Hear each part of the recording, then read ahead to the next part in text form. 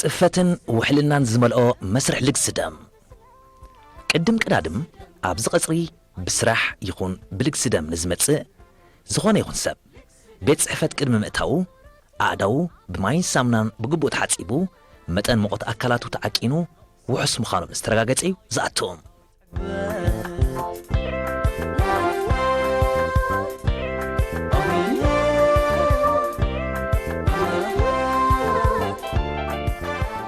ኣብዚ ለጋስ ደም ምስ ዝኸውን ርሕቐቱን ሪጉኡን ሓልዩ በብተራ ይስራዕ ፎርም ማለት ሰነዳት ዝምላኣላ ትቕረብ ዕድመ ይምላእ ሚዛን ሰብነት ይውሰድ እዚ ዝኾነሉ ምኽንያት ከዓ ሓደ ደም ክልግስ ምስ ዝመጽእ ክብደት ኣካላቱ ካብ 50 ኪሎ ንላዕሊ ክኸውን ስለ ዘለዎ እዩ ቅድሚ ሕጂ ደም ምልጋስካን ዘይምልጋስካን ይጽሓፍ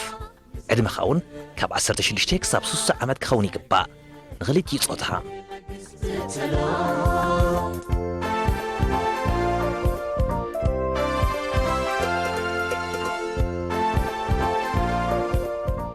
ነዚ መለክዒታት እዚ ቅቡል ዝኾነ ሰብ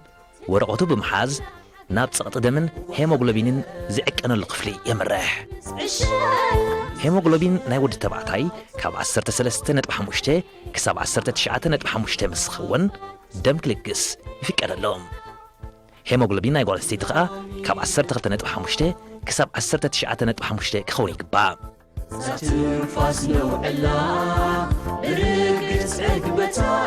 ካብ ዝተጠቕሰ መጠን ሄሞግሎቢን ወይ ትሕቲ ንቡር ወይ ከዓ ልዕሊ ንቡር ምስ ዝኸውን ደም ክትልግስ ኣይፍቀድን እዮም ዋሕዲ ደም ዘለዎ ሰብ ደም ክልግስ ፍጹም ኣይፍቀዶን እዮም ኩነታት ፀቕጢ ደም እውን እንተኾነ ካብ 9 ኣብ ልዕሊ 60 ክሳብ 180 ኣብ ልዕሊ 90 ሚሊሜትር ሜርኩሪ ክኸውን ይግባእ ኣብቲ ኩላህና ወለንተዋን ለገስቲ ደም ዝተረኸብናሉ ኣጋጣሚ ብመሰረት ዝተገብረልና ምርመራ ደም ክንልግስ ተፈቒድልና ኣሎ መስርሕ ምርመራ ግን ኣብዚ ኣይብቅዕን እዮም ሕጂ እውን ናብ ክፍሊ ካውንስሊን ምኽርን ማዕዳን ዝውሃበሉ ኢኻ ተመርሕ ኣብዚ ውልቃዊ ታሪኽ ኩነታት ጥዕናኻ ዘብርህ ሓበሬታ ምልውዋጥ ይካየድ ይስናድ መምዘኒታት ዓለማዊ ውድብ ጥዕናን ባንክ ደምን ከማልኡ ዘይከኣሉ ብጊዜያዊ ዘይልግሱን ንነባሪ ዘይልግሱን ተባሂሎም ኣብ ክልቲኦም ዝፍለዮም ነባሪ ዘይልግሱ ዝበሃሉ ዘይውሑስ ፆታዊ ርክብ ዝገብሩ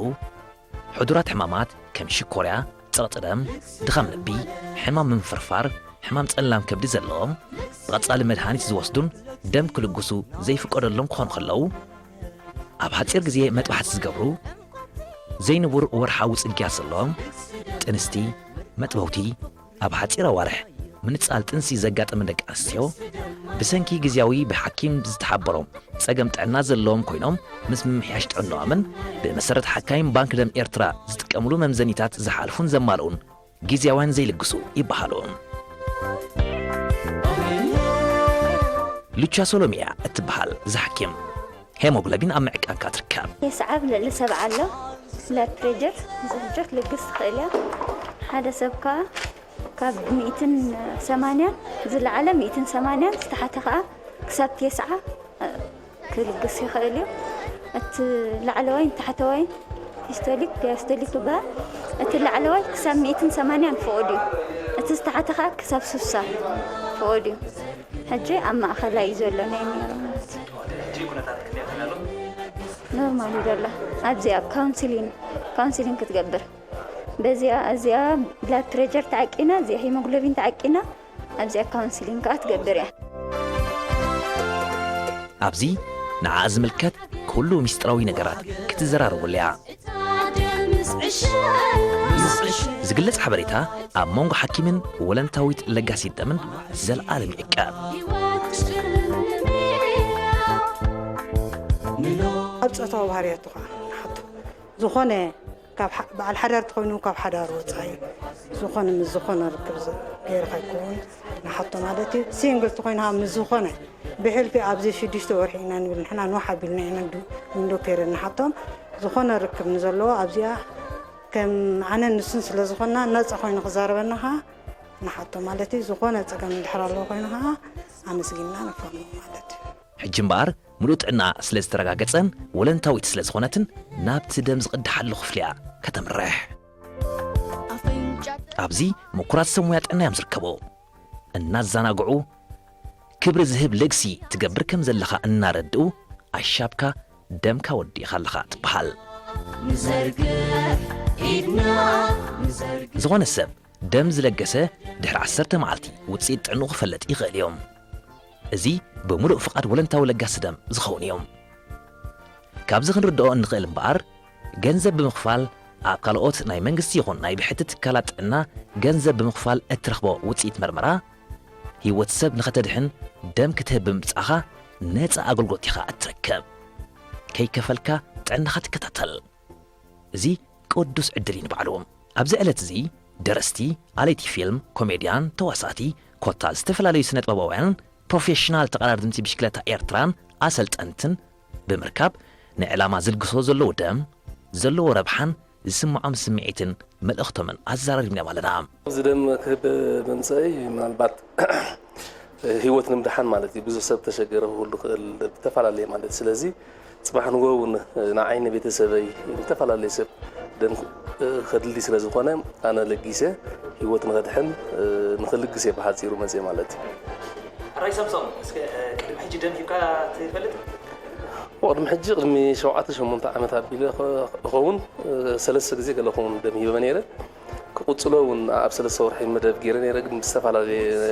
ምክንያታት ብስራሕ ብመገሻ ገለገለ ሓደ ግዜ እውን ንርሳዕ ብገለ ቆሪፀ ነይረ ማለት እምበር ቅድሚ ሕጂ 3 ግዜ ደም ሂበ ነይረ ለጊሰ ፈልጥ ማለት እዩ ደም መሃብ ማለት ወላ ሓንቲ ፅቡቕ ስምዒት በካ ማለት እዩ ሩፍታ ፈጥረልካ ምክንያቱ ንስኻ ደም ብምሃብካ ናይ ካልእ ሰብ ህይወት ተድሕን ምህላውካ ኮይኑ ስለ ዝርዳእካ ናይ ብሓቂ ኣብ ነብስኻ ዝስማዓካ ሩፍታ ፍሉይ ነገር እዩ ስለዚ ናይ ብሓቂ ፅቡቕ ዓብይ ዕረፍቲ እዩ ዝበካ ማለት እዩ ደም ምልጋስ ድምፃዊት ኣብርሀት ብርሃነ ምድብቲ ወለንታዊት ለጋሲት ደም እያ ደም እትህበሉ ዕለት ስለ ዝኣኸለያ መፅያ ዘለሃ ደም ምልጋስ ሕልናዊ ዕግበት ስለ ዝፈጥረላ ብተደጋጋሚያ ደም ኣብ ምልጋስ ትርከብ ሎሚ መበል 19 ግዜ ማለት እዩ እዚኣ መሊኣያ በዚኣ ሰጊራላ እዛ ሕጂ ድህባ ደለኹ መበል 19 ናይ ብሓቂ ህይወት እዩ ምክንያቱ ብቁርብ ብማይ ድዩ ብፍሩታ ድዩ ዝኾነ ፈሳሲ ሰቲኻ ክትክኦ ትኽእል ኢኻ ብገንዘብ ዘይግዛእ ግን ትዝኸበደ ገንዘብ ክገዝኦ ዘይክእል ግን እቲ ዝኸበረ ማለት እዩ ብዋጋ ይትመን እዩ ደም መሃብ ማለት ስለዚ ዕግበት ስማዓካ ጥዕናዩ ንሰባት ከዓ ትረዳእ ኣለኻ ማለት እዩ ንመን ብዘይ የገድስ ንመን ወሃብ ኣይትፈልጦን ኢኻ ኣስላማይ ድዩ ንኽስታናይ ድዩ ንቐሺ ድዩ ንሸኽ ድዩ ንህፃን ድዩ ንዓቢ ንኩሉ ንዝኾነ ሕብረተሰብ እዩ ዝወሃብ ደም ዓሌት ኣይተሊ ሃይማኖት ኣይተሊ ናይ ብሓቂ ከዓ ዕግበት ስማዓካ ሽማይ ወይም ተወልደ ሞያይ ተዋሳኢት ጸሓፊት ኣላይት ልግሲ ደም ብሓፈሽኡ ህዝቢ ኤርትራ ለጋሲ ልግሲ ደም ከዓ ሓደ ኸውን ማለት እዩ ስለዚ ደም ብምልጋስ ወገናትና ከነድሕን ተዳሊና ኣለና እዚ ከዓ ንኣና ይኹን ወላ ንኩሉ ዓብ ፀጋ እዩ እየ ዝብል ኣነ ካብዚ ዓብ ፀጋስ የለን እዞም ስነ ጥበባውያን ኣብ ዝሃቦም መብርሂ ከም መቐፅልታት ዘካይድዎ ዘለዉ ንመልከፍቲ ኮሮና ዝምልከት ጎስጓሳዊ ስራሕ ሕጂ እውን ብግብሪ ደም ብምልጋስ ኣርኣያ ክኾኑ ብሕሪኦም መፅኦም ከም ዘለዉ የረድኦም ቅድሚ ሕጂ ለጊሰ ኣይፈልጥኒ ፅቡቕ ኢኻ ደም ምልጋስ ይፈኽሰካ ኮይ ሕጂ ቦታ ኢኻ ትገድፈሎም ዘለኻ ነቶም ካልኦት ነቶም ውሃየታት ሕጂ በዛ ኣጋጣሚ ደም ቀፃሊ ክትልግስ ናይ ግድን ሕጂ ከማን ካብዚ ሓንቲ ኢደይ ውሰዱ ኢለዮም ኣይከውን ኢሎም ምንበር ኣብዚ ምዝፅእ ካብ ክልተ እግረይ ካብ ክልተ ኢደይ ክህብ ብሓንሳብ ብጣዕሚ ሕጉስቲ ኣለኹ ምክንያቱ ኩሉ ግዜ ዝደልዮ ዝነበርክ እዩ ሎማ ዓንቲ ክልግስ ምኽኣለ ግን ብጣዕሚ ሕጉስቲ ኣለኹ መጀመርያ ናይ ሕልና ዕጋበት ፈጥረልካ ከም ካልኣይ ከዓ ኣነ ከም ሜሮን ደም ብዝለገስክዎ ህይወት ናይ ብፅያይ ከትርፍ ዝኽእል ተኾይነ ንወገነይ ብመንፅር ናቱ ክሕግዝ ዝኽእል ተኾይነ ዓብ ሓገዝ እዩ ስለዚስ ከም ልሙድ ከም ባህሊ እዩ ክትግበር ዘለዎ ደም ምልጋስ በታ ንስኻ ንእሽተይ እሞኻኒ ብቐሊሉ ትትካእ ደም ገርካስ ንዘይትትካእ ህይወት ምድሓን ማለት እዩ ስለዚ እዚኣት ንዓይ ታዝቀለለት ነገር እያ እታ ዝዓበየት ነገር ግን ክትጠፍእ ዝተሓስበት ኤርትራዊት ህይወት የድሕን ኣሎ ደም ምልጋስ ዋላ ሓደ ዘፍርሕ የለን ሳዕቤናትካ የለን ሕጂ ሂብና ኣለና ዋላ ሓንቲ ተሰማዓና ነገር የለን ደም ሂብካ ክትኮርዕ ኮለኻ ንሓደ ሰብ ከም ዘድሓንካ ወይ ንህዝቢ ከም ዘድሓንካ ኩርዓት ስለ ዝስማዓካ ዝያዳ ንዓኻ እዩ እዚ ግዜ እዚ ሕጂ ናይ መኸተንዲ ኩሉ ሰብ ዓቕሙ የወፍሎ ኣነ ከዓ ደም እያ ዘላትኒ ከምዞም ሰብ ፀጋ ገንዘብ ገለስ ከወፊ ይክእልኒ ሕጂ እታ ዘላትኒ ደም ከወፊ መፅአ ማለት እዩ ግቡእ እዩ ስለ ዝኾነ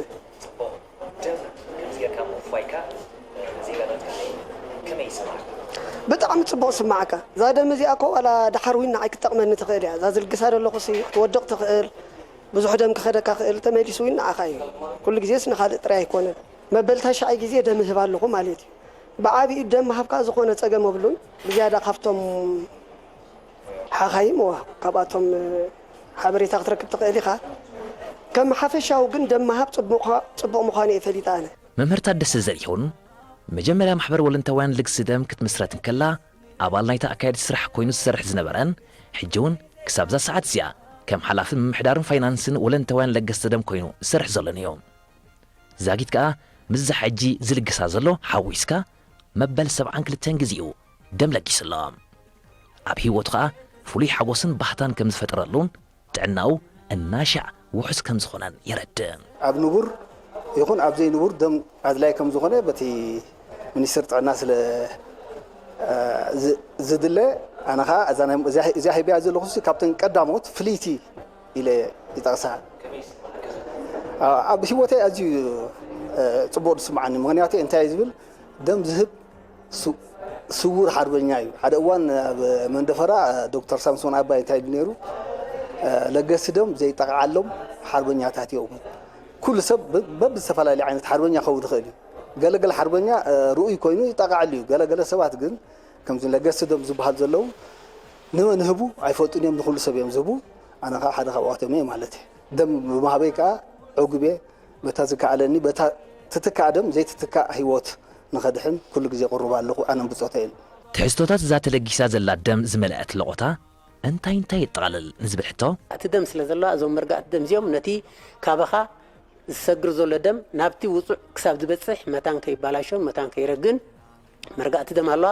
ለዚ እተን መርጋእቲ ደም 63 ኢሜል ኣብታ ክረፂት ኣለዋ ምስአን ተደሚለን እተን 450 ክትኣክል ክትኩል ኣለዋ ለዚ እዚኣ ዝተለገሰት ኣብ ውሽጣ እንታይ ትሕዝቶ ኣለዋ ተልና ቶማይታት ደም ኣለዋ ደም ማይ ብምሉእ ኣሎ ካልእ እቲ ፀረ መርጋእቲ ደም እውን ኣብ ውሽጢ ኣሎ ምልጋስ ደም ዝኾነ ይኹን ጉድኣት የብሉን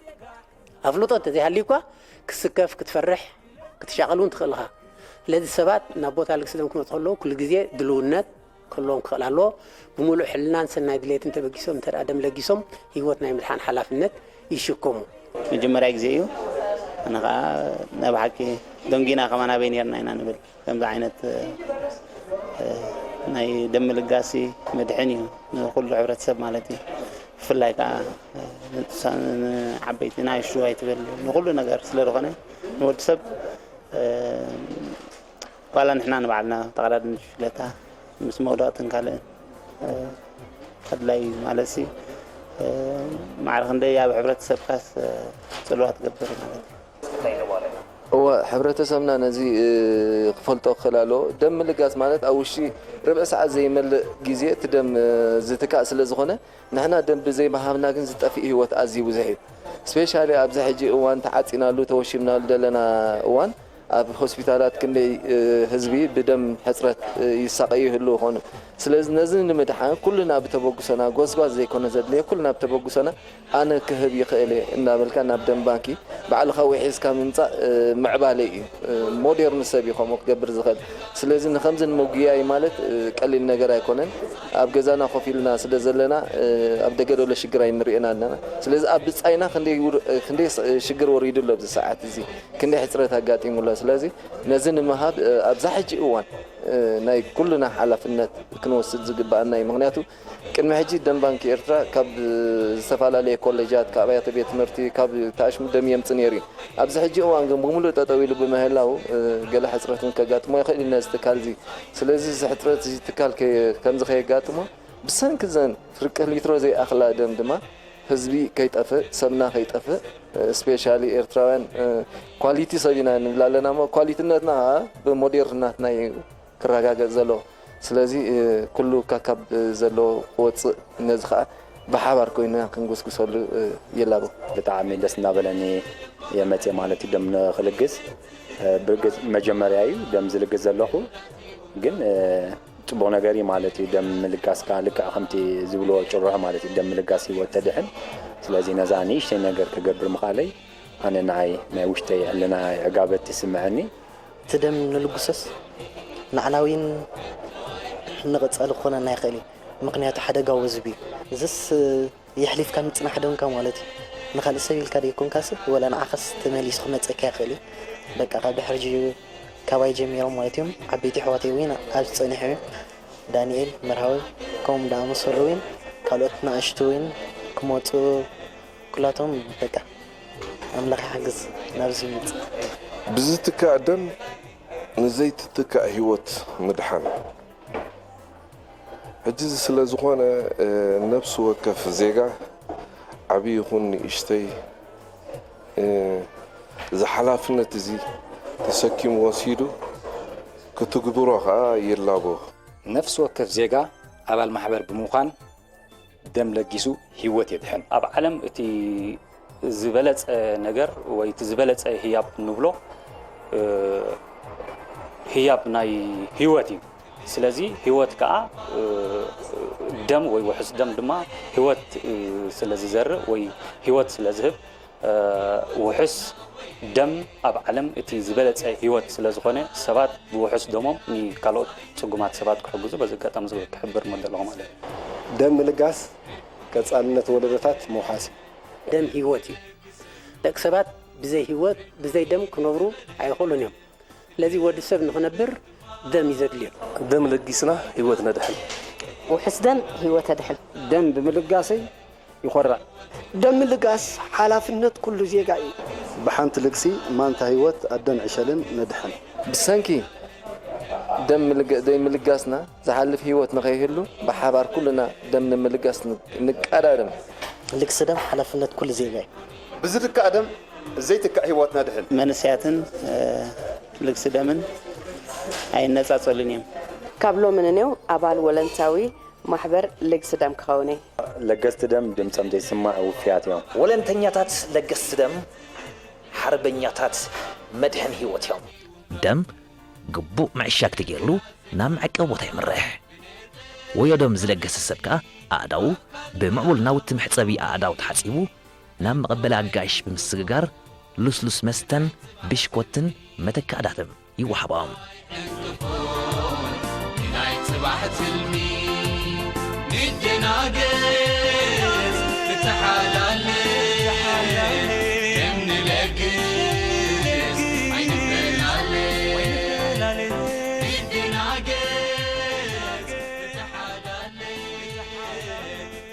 ለገስቲ ዕግበት ተሰሚዕዎም ናብ በቦቶም ብመኪና ሃገራዊ ባንክ ደም ኤርትራ ይበጽሑ ዓማዊል እውን ይኾኑ ስሞም እውን ብሃገራዊ ባንክ ደም ኤርትራ ብኽብሪ ይዕቀብ ግቢ ገዝኦም እናኸድና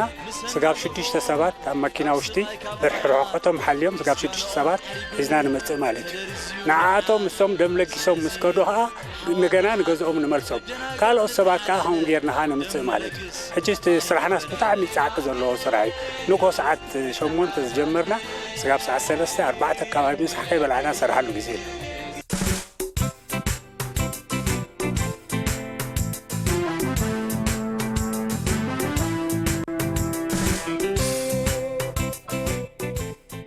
ኣብ ባንክ ደም ኤርትራ ከም ሓላፊ ምምሕዳርን ፋይናንስን ኮይኑ ዝሰርሕ ዘሎ እስማኤል መሐመድ ፈቐ ናብ መሰረታን ምዕባለታትን ባንክ ደም ኤርትራ ብዝምልከት ሰፊሕ ዝርዝራዊ ሓበሬታ እዩ ሂብና መሰረት ሓበሬታው ከዓ ባንክ ደም ኤርትራ ኣብ ሜዳ ብህዝባዊ ግንባር ኣብ 1984 ዓመተ ምህረት ኣብ ሆስፒታል ዓራርብ ኦሮታ ተጀሚሮም ድሕሪ ናጽነት ኣብ ትሕቲ ሆስፒታላት ኮይኑ ክሰርሕ ብምጽናሕ ኣብ 2002 ዓመተ ምህረት ብወግዒ ኣብዚ ሕጂ ተደኪኑሉ ዘሎ ቦታ ተመሪቑ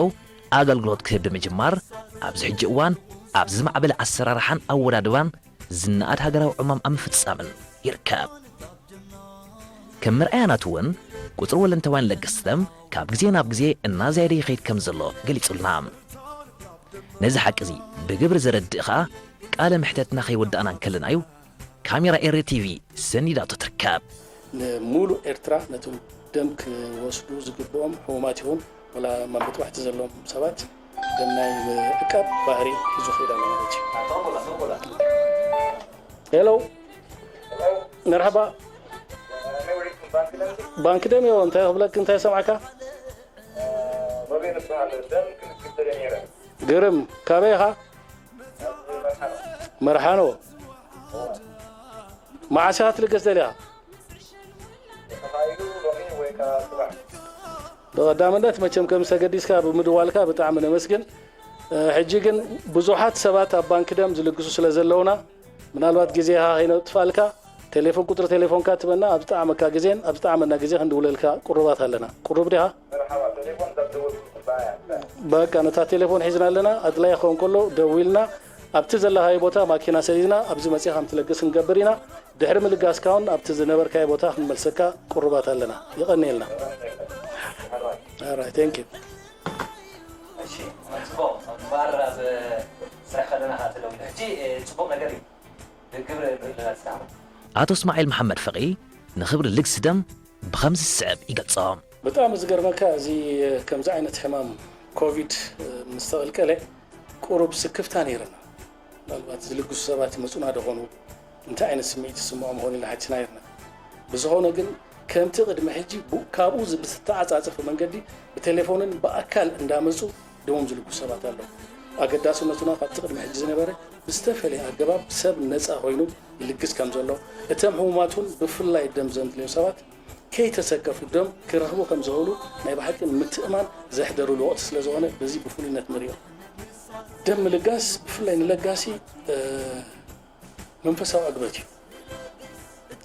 الكوميونيتي وبهاجر درجاتي ولاها نقحت وي معول بهالي لي حسب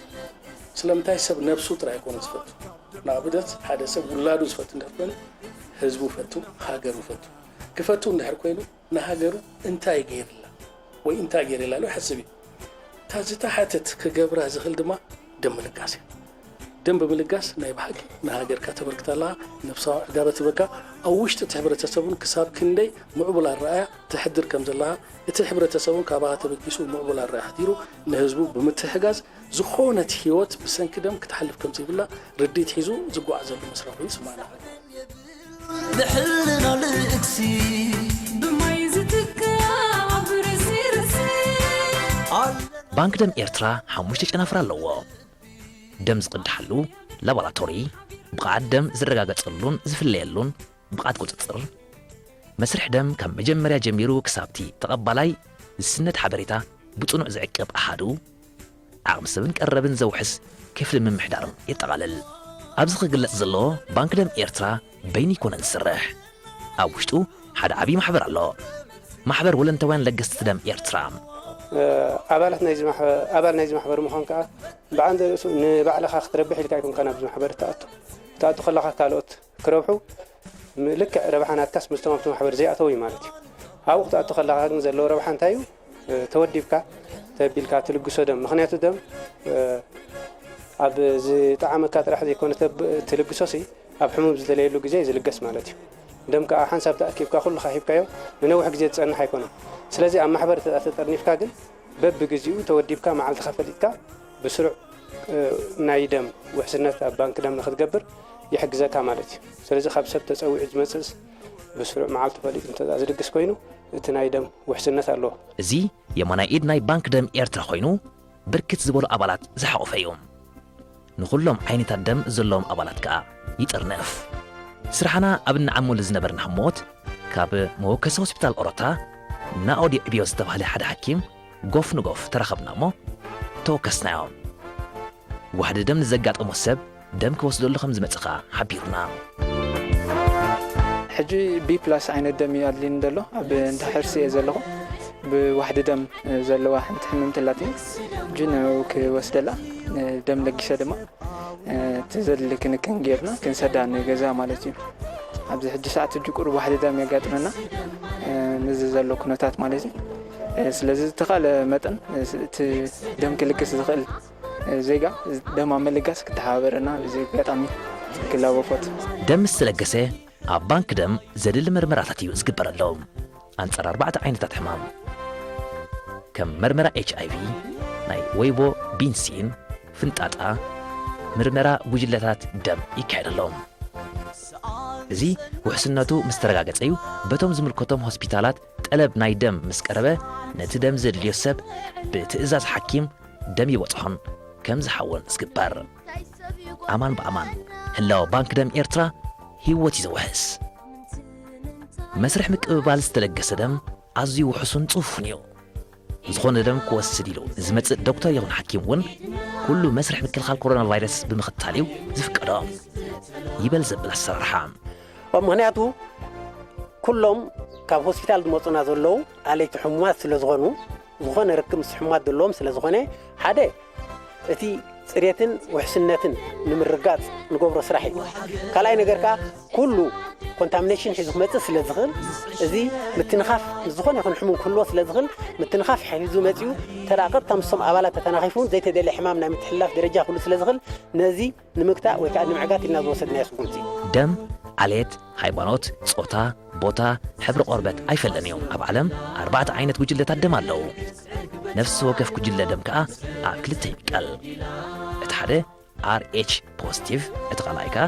RH ኔጋቲቭ ተባሂሎም ይፍለዩ በዚ መሰረት ብመዐቀኒ ናይ ባንክ ደም 8 ጉጅለታት ደም ኣለዉ ማለት እዮም መብዛሕትኡ ግዜ ኣብ ዓለም ክረአን ከሎ 93 ሚእታዊት RH ፖዚቲቭ እዮም 7 ሚእታዊት ከዓ RH ኔጋቲቭ እዮም RH ኔጋቲቭ ንዘድልዮ ሕሙም ደም ክትረኽበሉ ኣዝዩ ኣሸጋሪ ዝገብሮ ምኽንያት ከዓ እዚ እዩ ብፍላይ ኣብዚ መዳይ እዚ ኣድላይነትን ኣገዳስነትን ማሕበር ወለንተዋን ለገስቲ ደም ኤርትራ መዳርግቲ የብሉን እቲ ምንታይሲ ነዞም ውሑድ ዝቑፅሮም RH ኔጋቲቭ ጠርኒፉ ስለ ዝርከብ ፅፁይ ኣድራሻን ሓበሬታን ብዛዕባኦም ስለ ዘለዎ ከዓ ዝኾነ RH ኔጋቲቭ ንዘድልዮ ሕሙም ብቐጥታ ካብዞም ማሕበር ይብርከተሉ ህይወትካ ትዕቀብ ዝያዳ ክዓብን ልዑል ጠመተን ክውሃቦ ዝግብኦ ማሕበር እዮም ማሕበር ወለንተዋን ለገስቲ ደም ኤርትራ ብፍላይ እዚ ኔጌቲቭ ዝበሃል ደም ፋክተር ኔጌቲቭ RH ኔጌቲቭ ክሳን ከሎ ምስ ማሕበር ብምርዳእ ማሕበሩን ናቶም ናይ ፃውዒት ሓንቲ ሰንተር ስለ ዘላቶም ባንክ ደሙ ናይ ፃውዒት ቴሌፎን ኮል ማለት እዩ ክልቲኦም ብምውሃድ እቶም ኔጌቲቭ ዘለዎም ሰባት ይኹኑ ወላ ኦዲዮ ኤዲዮ ግዜ ሽግርና ዝተሓበሩና ማሕበር ስለ ዘሎ በዚ ኣጋጣሚ ኩሉ ሰብ ብፍላይ መንእሰይ ጉጅለ ደሙ ክፈልጥን ኣብቲ ማሕበር ክትርነፍን ይፅውዕ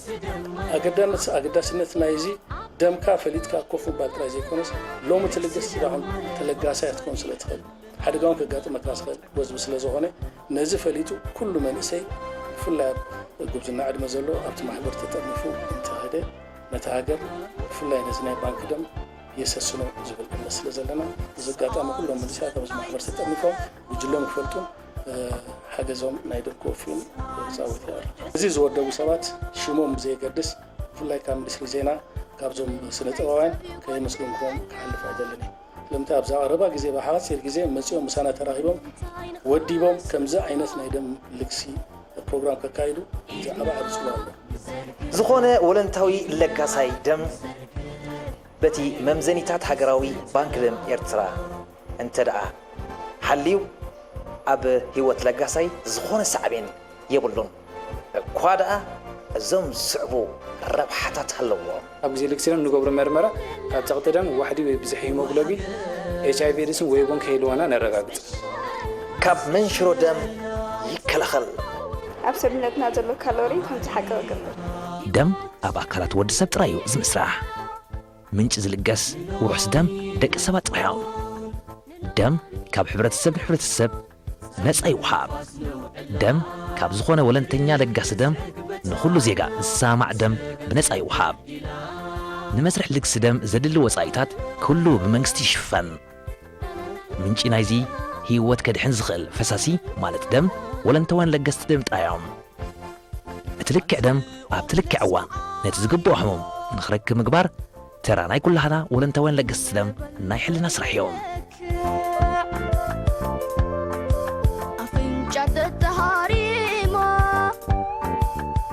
ሃገራዊ ባንክ ደም ኤርትራ بممرحي علما ودب تعنا مالت WHO زمئززن زسرحن كوينو علامون معوات عبرتي يسرح تلأخون علامون كا أخورن وحسن دمن وطي دمن كاب 10 كساب 15 أهد دم كاولن تنياتات لقست دم أكيبكا منقستاوانن بحتوان هوسبيتالات هاقرنا دم بمقراب متن موتن حمامن من كايوم يغون مبر أب هاقرنا بزكايد زلو لقس دم كساب حجي كاب 9 كساب 10 أهد دم ترايا أب عمت زلقسن زئكبن زلام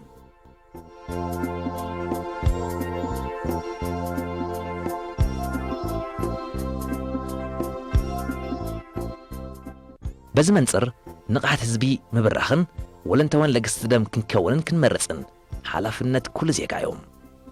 بحصر الدم التحلف هيوت نخيتهلو بحبار دم نلقس